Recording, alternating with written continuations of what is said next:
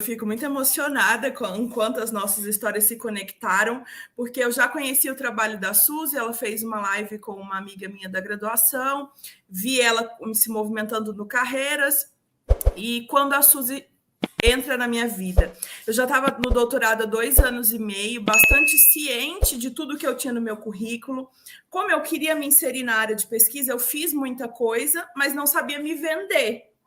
E já vinha de frustrações muito grandes em processos seletivos, de uma outra multinacional muito importante. Eu acabei ficando em segundo lugar em uma vaga que eu queria muito, justamente por não saber me vender. Eu tive esse feedback. E, assim, isso foi me deixando bastante desmotivada, desestruturada. E aí a gente se conhece. A Suzy entra como uma oportunidade de autoconhecimento mesmo.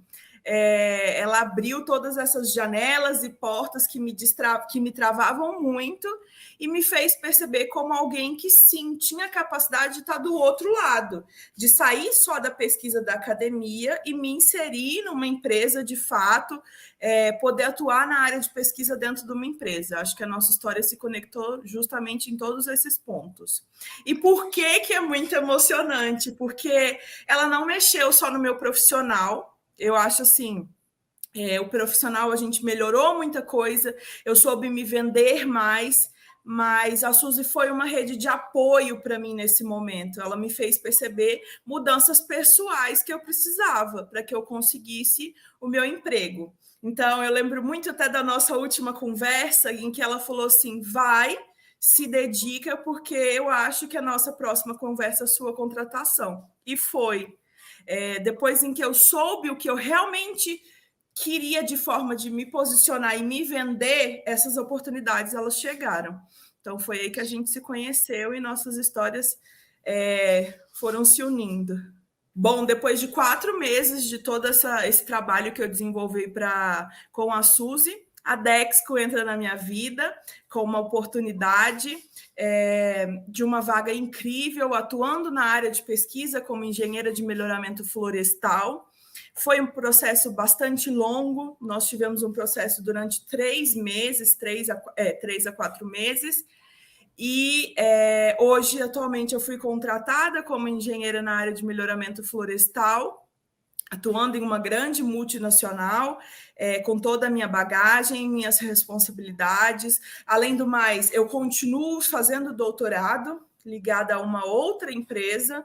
Então, essas empresas elas foram parceiras em perceber que, para atuar num cargo em que eu precisava, o doutorado era necessário, e é assim que as coisas estão acontecendo hoje. Então, eu fui contratada pela Dexco, uma empresa que me tratou com muito carinho, com muito respeito, e que foi um processo longo, e é uma coisa que a gente pode vir a conversar, que realmente a inserção de mestres e doutores na indústria exige um pouquinho a mais da gente nos processos seletivos. Show de bola, a gente vai falar sobre isso. Então, assim, Dani, além de você ter conseguido, né, um bom cargo, né, dentro da pesquisa em uma multinacional, uma grande multinacional, né, que é a antiga Duratex, a Dexco, você ainda foi, né, conseguiu ali negociar junto ao time para continuar num doutorado, né, atrelado a uma outra empresa. Então, acho que Sim. Para ver o poder realmente de quando um profissional ele é bom, ele sabe se vender num processo seletivo, ele consegue sim ter portas abertas, ter oportunidades, inclusive de nem parar o doutorado, continuar o doutorado, né, dentro do cargo. Muito E aí que legal. cabe muito nosso autoconhecimento. Eu nunca quis desistir do doutorado. Eu sempre soube que eu já queria me inserir, mas que eu daria conta e teria uma rede de apoio muito grande para isso. Então, ter essa conexão entre as duas empresas, em que elas se entendam, para perceber que isso é necessário para a evolução dos trabalhos, foi muito importante. Então, mais uma vez, a sua atuação foi do meu autoconhecimento de, primeiro, me posicionar e dizer que era possível, e também de saber me vender, e essa atuação seria necessária ainda dentro do doutorado. Já seria possível. Show de bola, Dani. E conta pra gente como é que foi o processo pro pessoal tá sabendo. Deixa, antes de você falar, tem alguém aqui, gente, que se identifica com Dani? Mestrandas, doutorandas, cadê vocês, minhas deusas? Comentem aqui, quero saber se tem algum mestrando e doutorando aqui conosco. E aí, enquanto eles comentam, Dani, que eu quero saber, fala um pouquinho como foi o processo seletivo para o pessoal. Sim. Bom, não se assustem se forem processos seletivos muito longos. Todo o nosso conhecimento ele não é colocado à prova de maneira nenhuma. Mas são necessárias algumas etapas para que eles entendam realmente. Eu acho que a primeira coisa, só focando em mais um assunto, é ter a certeza de que você quer quebrar esse vínculo totalmente com a universidade e se inserir numa indústria. Porque isso te coloca com um posicionamento muito diferente. Não só de vendas, mas saber que a realidade é muito diferente. Bom, meu processo seletivo, então, toda a parte de testes, fluência em línguas, inglês é muito necessário, eu acho que não é uma coisa que a gente tem que ficar batendo, mas ainda mais tendo a pós-graduação e se inserindo na área da pesquisa é inevitável. Então, para quem tem essa necessidade, é importante, existem testes que te cobram isso. Já fui inicialmente para uma entrevista muito carinhosa com os gerentes e gestores da área em si, e ali eu percebi que as coisas estavam dando certo. Nós passamos mais de 2 horas. Eu sabia que eu estava sendo entrevistada. Eram 2 profissionais da minha área e uma pessoa do RH, mas foi um bate-papo extremamente divertido e prazeroso. Muito interessante que aí já te cobram o seu posicionamento.